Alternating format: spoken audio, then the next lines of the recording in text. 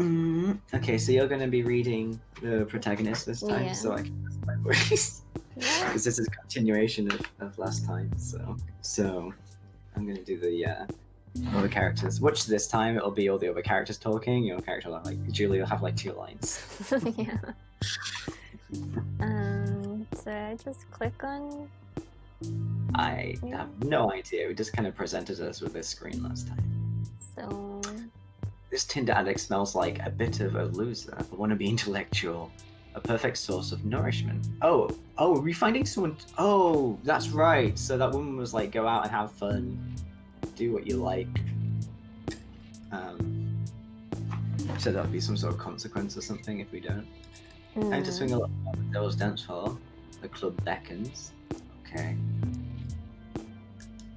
A meathead bully and his unfortunate victim.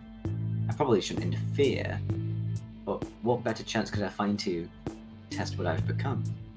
What should we do? I think that's like combat, draining, or dancing? Do we just become a dance diva? So wait, do you want to drain people of their blood, fight them, or dance? Yeah. This one? Okay. Off we go. He lowers his eyes awkwardly, thinking how to proceed with his rant. So it's like the conversation isn't really smooth, yeah? Like, I keep throwing shit against the wall and seeing what sticks, but nothing seems to stick for long. You understand, yeah? I like that there's options here. Yeah, for sure, or huh? Yeah. Yeah. Yeah. Yeah. It's really this lack of context that's killing me about online dating. It's bad enough when a few photos and a single sentence and all you have to rely on when starting a conversation, yeah? But when a cosmic miracle finally happens, and she's actually willing to keep replying to you, and she's actually down to meet up eventually, and you're out there sitting with her, after 90 minutes, you still don't have that shared context, just no clue whatsoever. It's just like, take me out and put a bullet in my head, and put me out of my misery. It's just like waffling on about stuff.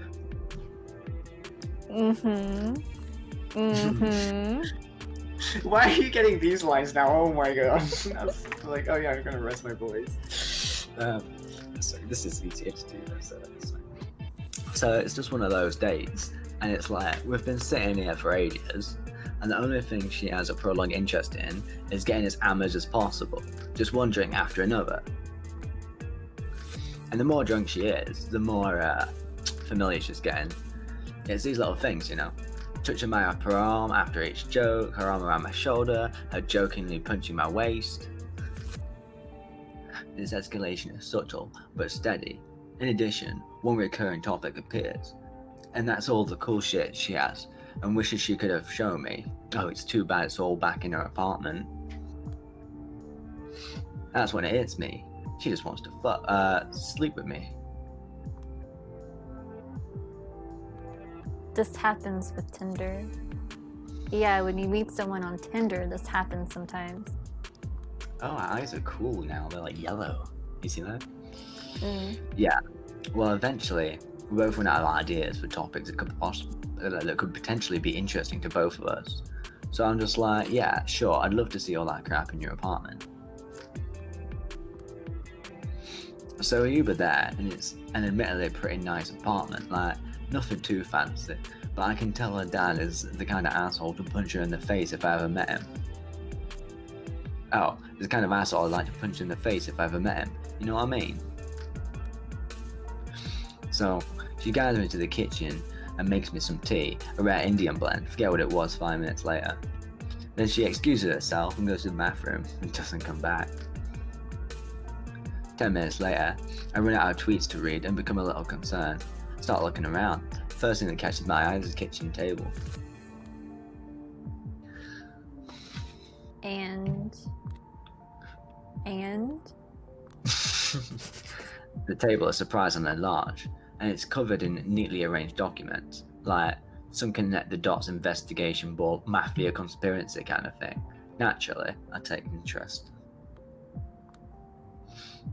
It takes me 20 seconds to process what it is, her entire mental health history, sort of chronologically, with all the juicy stuff neatly underlined in colour. I mean in entire, it's all in there. A detailed description of a fucked up household situation over the years, anxiety, ADHD, bouts of depression, suspicions of schizophrenia, severe BPD, some weird psychosexual stuff with her brother. I keep reading and remember what I said about throwing shit against the wall and seeing what sticks? I'm dead certain that's how her shrinks went about diagnosing her.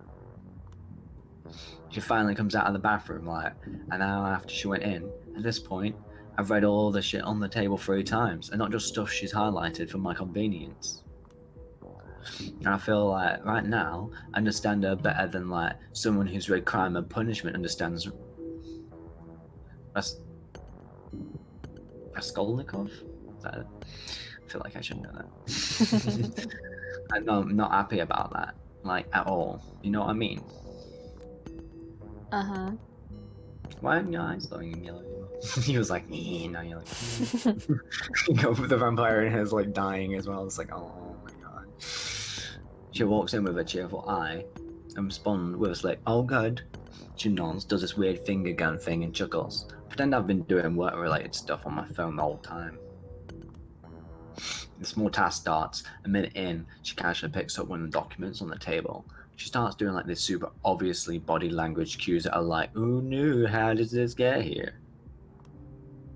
I'm practically dying inside.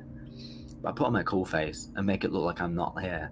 Sorry, gotta reply to my boss. Yeah, he's working 24/7, psycho motherfucker. Yeah, ha ha ha ha. She slowly collects all the documents, puts them away, and then nonchalantly asks me something about the tame Impala when I'm feeling crushed by all the kinds of trauma I've just learned about. The apartment starts feeling like a coffin.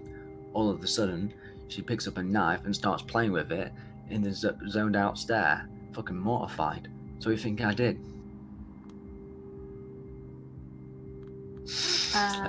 Which one? I don't know. Do you think slept with her was sarcastic? Ran away, fought her? Wait, was he gonna click? Ran away? I think he would run away. Okay. You ran away? The thought crossed my head, but nah. As usual, I took the dumbest course of action. I fucking slept with her. Don't it? I knew he's an idiot. I wasn't sure, to be honest. But I'd have, that's how the worst 6 months of my life began. I couldn't even say I didn't see it coming. God, I'm such a slut. Please don't quote me on this. No, out of context.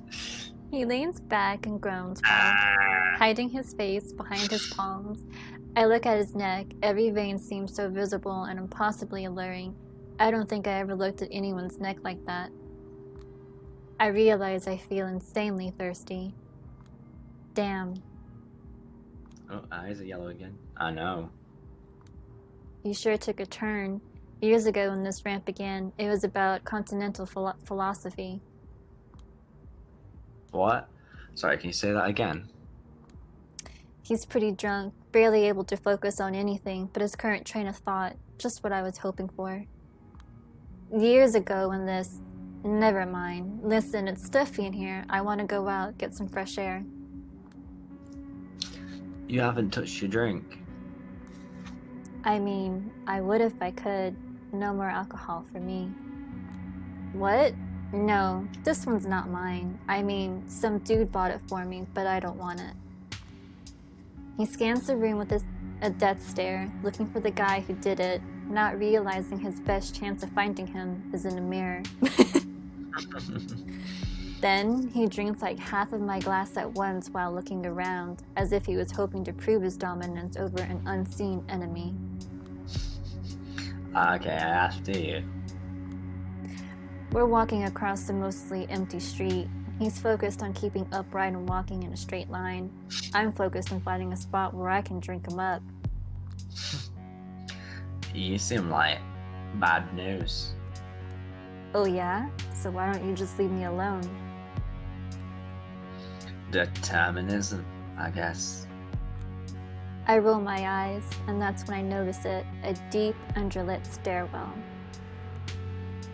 I look around and realize there's no one around. This is my chance. I immediately yank him downstairs. Ah! It's almost pitch black, but I can still see his face. He doesn't seem shocked. It's more like awkwardness. Now listen, it's not like I never wanted to do this sort of thing in public. Quite the opposite.